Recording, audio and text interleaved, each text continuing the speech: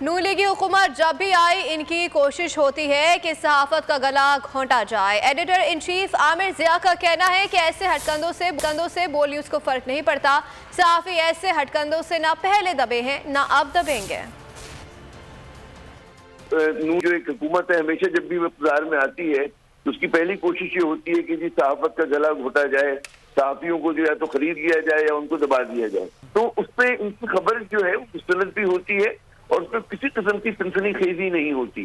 तो अब जो मेरे पास इतलात आई हैं शुरू की कि जिनको लाहौर से पकड़ा गया और उन पर इल्ज़ाम एक अजीब गरीब लगाया गया कि 3 बरस पहले इन्होंने एक किसी सहाफ़ी को FI के किसी अफसर से मिलवाया था और वो सहाफ़ी जो है वो जो मतलब है कोई केस था बाजा साहब के, जो हमारे former chief of the army साहब, उनके जो टैक्स रिटर्न्स हैं उनके लीक करने का जो मामला है उस सिलसिले में उसकी तहकीकात हो रही है। अच्छा, उसमें शायद का तो कोई इससे लेना देना भी नहीं, क्योंकि इन्होंने तो खबर ब्रेक नहीं की थी, वो तो किसी और इदारे ने की थी। उन पे इल्जाम ये कि जी सिर्फ उनके उस शख्स को मिलाया गया है कि जिस रिपोर्टर ने इस खबर को लीक किया था या ब्रेक किया था। तो एक बहुत ही इंतहाई मेरे ख्याल में भोंडा इल्जाम है और कभी भी खबर ब्रेक करने पे, कोई एक्सक्लूसिव बात निकालने पे वैसे भी कोई जुर्म नहीं होता। वो कोई मतलब गलत खबर आप दें उसके ऊपर यकीनन लाइबल के और डिफेमेशन के लॉज रखते हैं, लेकिन उसके लिए पूरी कार्रवाई होती है। नहीं होता कि FI आए और उठा के ले जाए। तो इन पे जो भी ये इल्जाम है मैं समझता हूँ कि बहुत ही फ्लिमजी चार्जेस हैं। मेरी इत्तला के मुताबिक इन्हें इस्लामाबाद मुंतकिल किया गया है और कल इनका गालिबन रिमांड लेने की कोशिश करेंगे।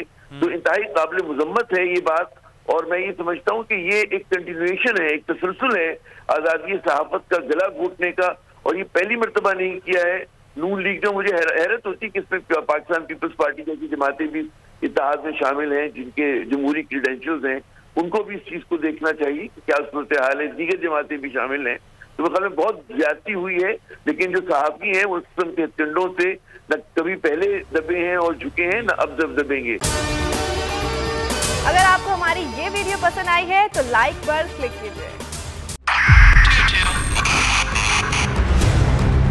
2022 बहुत सारे तोहफे भी देके गया पाकिस्तान की आवाम को। पाकिस्तान की आवाम को एक तोहफा ये दिया कि आवाम को पता चल गया कि पाकिस्तान का मीडिया क्या है। हक और सच का सफर साल 2022 में बोल रहा नंबर 1। हमने बहुत सारे शोज और ट्रांसमिशंस की, पूरा साल मुसलसल जदोजहद में निकल गया कि ये वोट ऑफ कॉन्फिडेंस के पीछे कौन लोग थे।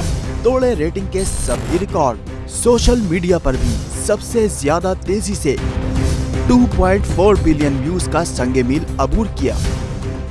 एंकर्स को भी आवाम में सबसे ज्यादा मकबूलियत मिली और सोशल मीडिया पर भी बोल रहा सब पर भारी।